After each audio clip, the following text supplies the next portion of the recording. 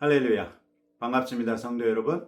오늘도 하나님 아버지의 은혜 중에 두루 평안한 복된 날 되시기를 주님의 이름으로 축복합니다. 오늘 우리가 함께 묵상하는 하나님의 말씀은 에스라서 4장 1절부터 24절까지 말씀입니다. 오늘의 성경은 포로 귀환 자들이 성전과 성벽 재건으로 대표되는 이스라엘 공동체 재건을 그 대적들이 방해하고 있는 것을 발견할 수 있습니다. 오늘의 성경에 여러 왕들이 등장하는데 관련된 아시리아의 왕들과 페르시아의 왕들을 간단히 정리해 보는 것이 도움이 될 듯 합니다. 그래서 먼저 북왕국 이스라엘의 멸망과 그 이후에 관여하고 있는 아시리아의 왕들을 살펴보자면 주전 722년에 사르곤 2세라는 아시리아 왕이 이스라엘을 무너뜨리죠. 그의 아버지 살마네셀이 시작했던 사마리아 포위 공격을 그의 아들인 사르곤 2세가 주전 722년에 마무리하면서 북왕국 이스라엘을 멸망시켰습니다. 그런 다음에 강제 이주 정책을 통해서 민족 혼합을 통해 반란을 막고자 했던 것이죠. 그런 다음에 그의 다음에는 사네립이 아시리아의 왕으로 등극해서 주전 705년부터 681년까지 다스립니다. 사네립은 남왕국 유다의 히스기야 왕 때인 주전 701년경에 유다의 여러 성읍을 함락시켰지만 예루살렘 정복은 실패하고 물러간 내용이 열왕기하 18장과 19장에 소개되어 있습니다. 그런 다음에 사네립 다음에 왕이 된 사람이 에살핫돈인데 에살핫돈은 주전 681년부터 669년까지 다스렸고 오늘의 성경 2절 말씀에 보시면 우리를 이리로 오게 한 아수르의 왕 에살핫돈 이렇게 언급하고 있지요. 아시리아 왕들의 강제 이주 정책을 지속했던 것으로 보이고 이 당시에도 아시리아의 여러 지역에서 사마리아로 강제 이주 당해서 온 사람들이 적지 않았던 것 같습니다. 그런가 하면 오스나발도 오늘의 성경에서 등장하는데 세계사적으로는 아슈르바니팔이라는 왕인데요. 이 사람이 오스나발 이렇게 번역되어 있고 주전 669년부터 631년까지 아시리아를 통치했고 아시리아의 마지막 왕이 되겠습니다. 오늘의 성경 10절에 존귀한 오스나발이 사마리아 성과 유브라데강 건너편 다른 땅에 옮겨둔 자들 이렇게 말하고 있죠. 사마리아 지역으로의 강제 이주 정책을 계속했던 것으로 보입니다. 그런 다음에 오늘의 성경에서는 또 바벨론의 왕들은 건너뛰고 페르시아 제국의 왕들이 소개되고 있는데요. 가장 먼저 고레스 왕이 등장하죠. 우리가 1장에서 살폈던 것처럼 주전 559년부터 530년까지 다스렸던 왕인데 주전 539년에 바벨론을 정복하고 바벨론의 정통성을 잇는 페르시아 제국을 건국하죠. 그리고 원년에 유다민들의 귀환을 명령한 고레스 칙령을 발표했습니다. 고레스 왕 다음에는 성경에 등장하지 않는 왕들이 두 명이 있는데 캄비세스 2세가 주전 530년부터 522년까지 다스리는 중에 이집트를 정복한 일이 있고요. 이 캄비세스 2세가 이집트를 정복하고 돌아오는 길에 정작 이 페르시아에서는 반란이 일어났습니다. 그래서 캄비세스 2세의 동생 바르디아를 사칭한 가우마타라는 사람이 왕위를 찬탈했다가 그런 사실을 알게 된 다리오 1세가 다른 귀족들과 연합하여 가짜 바르디아를 제거하고 스스로 왕위에 올라서 성경에 나오는 다리오 왕이 됩니다. 이 다리오 왕은 다리오 1세를 가리키고 주전 522년부터 486년까지 페르시아를 다스립니다. 오늘의 성경 5절과 24절에 언급되어 있고 고레스 왕 때 시작됐던 성전 재건이 16년 정도 중단됐다가 학개와 스가랴 선지자의 동료로 인해서 다시 시작됐죠. 총독 다뜨네의 상소에 따라서 조사를 명령한 다음에 고레스 왕의 조서를 발견하게 됐고 성전 재건을 지속할 수 있도록 지원해 줬던 왕이죠. 그래서 그의 통치 제6년인 주전 516년 혹은 515년이라고들 하는데 이때에 제2성전이 완공됩니다. 그런 다음에는 아하수에로 왕이 등장하는데 아하수에로 왕은 세계사적으로는 크세르크스라고 알려져 있고 주전 486년부터 465년까지 다스렸고 오늘의 성경 6절에도 등장하지만 에스더서에 등장하는 왕으로 에스더의 남편이 됐던 그 왕입니다. 그런 다음에 아닥사스다 왕이 등장하는데 페르시아 제국에는 아닥사스다 왕이 몇 명 있지만 성경에서 아닥사스다라고 일컬어지는 왕은 아닥사스다 1세로 주전 465년부터 424년까지 그러니까 아하수에로 왕의 뒤를 이어서 바로 왕위에 오른 사람이죠. 오늘의 성경 7절부터 23절에 언급된 것처럼 사마리아인들의 고발에 예루살렘 성벽 재건을 중단시킨 왕이지요. 아이러니하게도 이 왕은 훗날 주전 458년경에 에스라와 유다인들의 제2차 귀환을 허락했고 그 13년 후인 주전 445년경에는 느헤미야를 총독으로 임명해서 3차 귀환자들이 돌아와서 예루살렘 성벽을 52일 만에 재건하게 하는 그런 놀라운 일을 지원했던 왕이기도 하지요.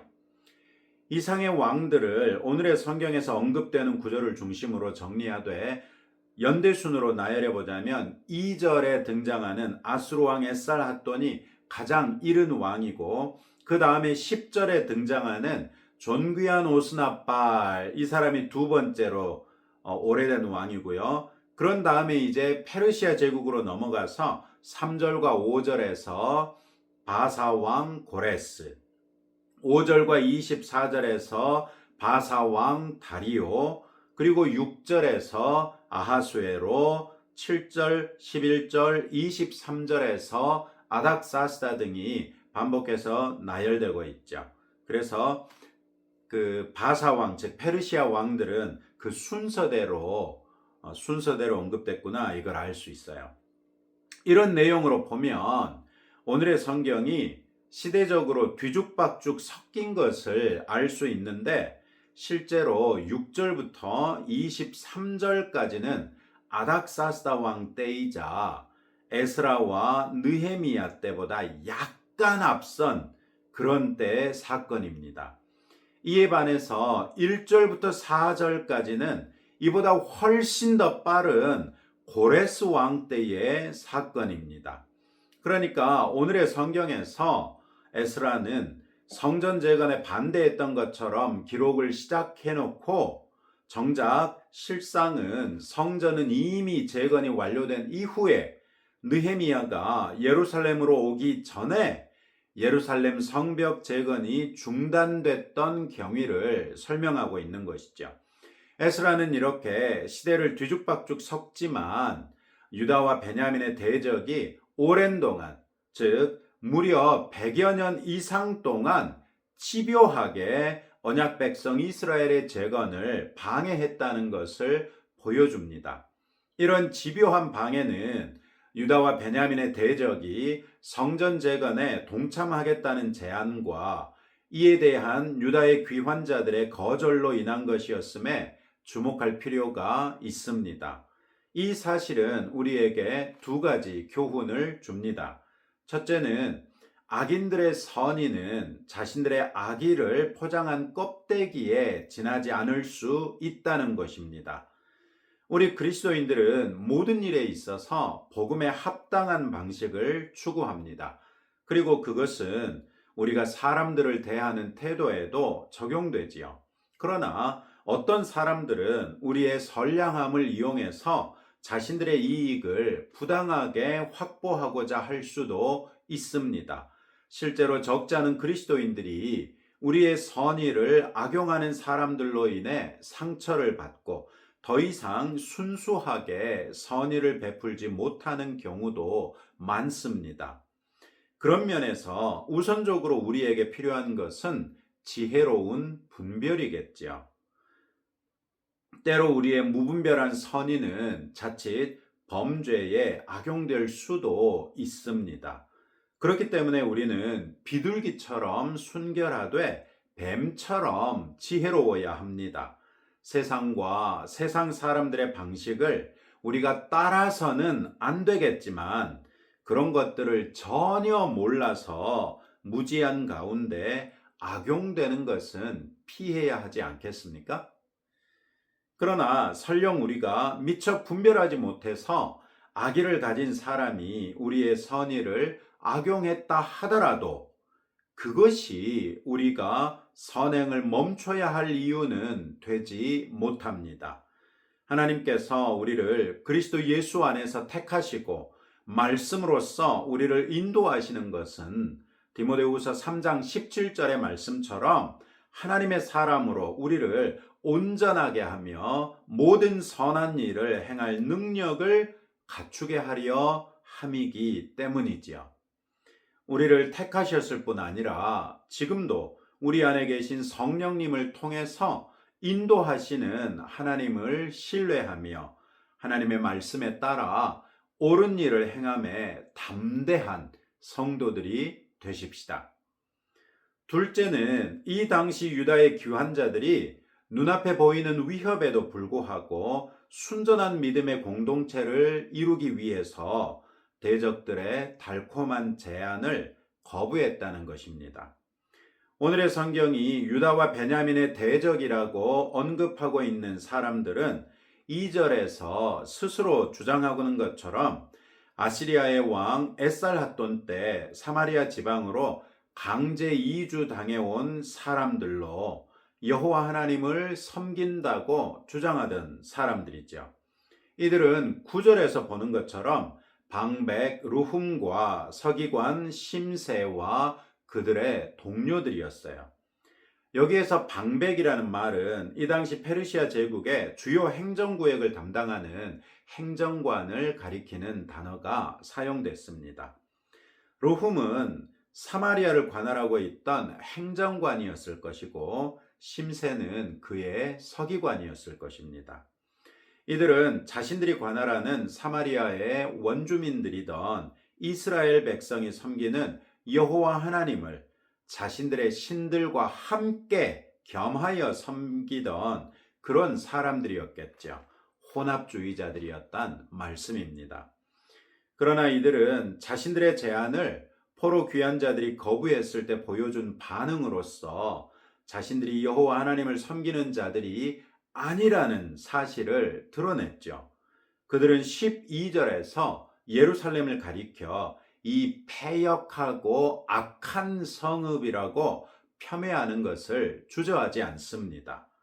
성전 재건에 진심으로 참가하기를 원했던 사람들이라면 하나님의 이름을 두시기 위하여 택하신 성읍이고 그 성읍에 하나님의 이름을 두기 위한 성전이 지어져야 하기 때문에 이 예루살렘 성읍을 패역하고 악한 성읍이라고 비하할 수는 없었을 것입니다. 그렇기에 포로 귀환자들은 너희는 우리와 상관이 없느니라 우리가 이스라엘의 하나님 여호와를 위하여 홀로 건축하리라 이렇게 일축했던 것이죠. 여호와 하나님을 신앙하는 사람들은 반드시 유일하신 하나님 여호와만을 섬겨야 하는데 그들의 혼합주의 신앙은 여호와 하나님께 합당한 것이 아니었던 것이죠. 이때는 유다의 귀환자들이 이제 막 바벨론에서 돌아와서 예루살렘을 중심으로 유다의 옛 성읍들을 회복하기 시작하는 그런 때였습니다. 당연하게도 사마리아를 중심으로 자기들의 이권이 형성되어 있던 사람들의 입장에서는 예루살렘을 중심으로 옛 이스라엘 공동체가 다시 회복되는 것이 달가울 리 없지요. 따라서 귀환자들은 이스라엘 공동체 재건에 방해가 있을 것을 충분히 예측할 수 있었을 것입니다. 그리고 실제로 그런 위협에 직면해서도 불의와 타협하지 않고 자기들의 힘으로 성전을 짓기로 결단하고 혼합주의자들과 타협하지 않았습니다. 이는 하나님의 언약 백성으로서 반듯하게 다시 서겠다는 다짐이 돋보이는 장면이지요. 우리도 하나님의 백성답게 살기 위해서는 이 당시 포로 귀환자들처럼 손해와 불이익과 위협을 무릅쓰는 결단이 필요합니다. 세속적인 방식과 타협하지 않고 성경적인 방식에 철저하게 헌신하는 일은 결코 평탄한 길만은 아닙니다.